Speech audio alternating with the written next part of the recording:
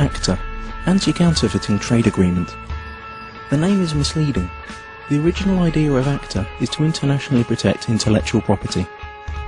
It's supposed to help prevent product and trademark counterfeiting, like fake copies of expensive goods, misusing trademarks, like using a well-known car brand on tampons, for example making General Motors tampons.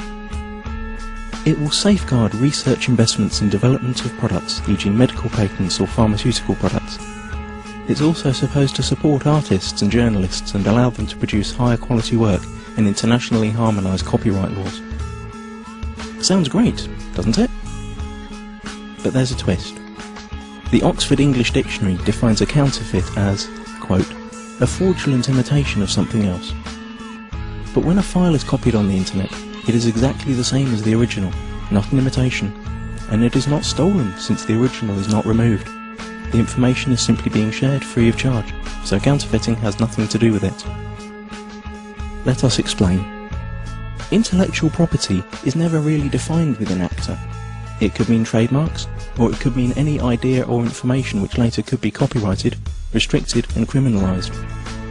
This will have a tremendous effect on the internet as we know it. The actual ACTA text covers a huge range of topics and is very complex and hard to grasp, so we will explain what happens on the internet in a hypothetical real-world analogy.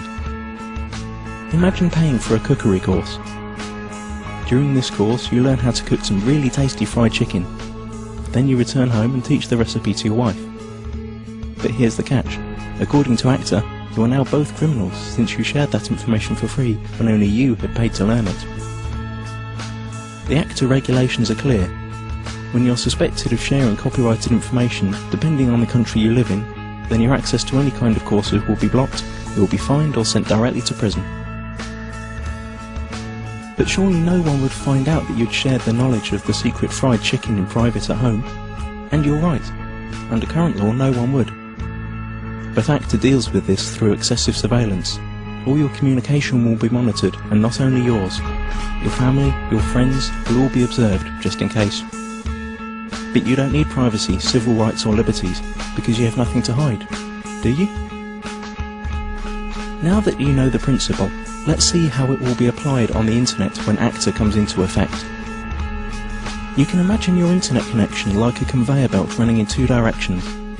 Along the conveyor belt, packets of data are coming in and going out of your computer.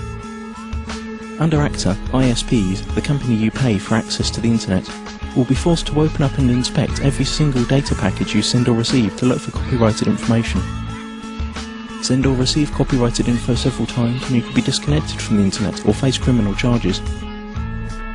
That means if you send an MP3 to your friend through an instant messenger, upload a video of a party which played copyrighted music, or quote a copyrighted newspaper article in an email, you're gone. That's it. As if that wasn't enough, the information about the news article you sent via email will be sent to the publisher, and based on their claims you could be fined or sent to prison.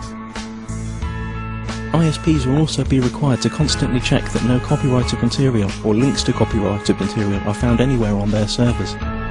This will be fatal for sites that hold any kind of user-generated content, like music, pictures or video.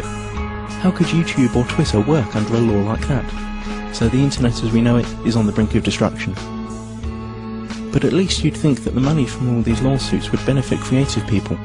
But musicians, writers, movie makers, journalists, software developers and researchers also lose, because they are now held by the same rules. Protected ideas now can't be reused, refined or developed any further. Even parts of sentences could be protected and made restricted by copyright. The whole agreement only benefits a small part of the industry, the so-called content mafia.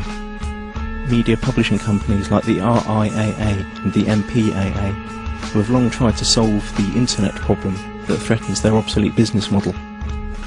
ACTA is the result of their lobbying within the governments that participate in the negotiations.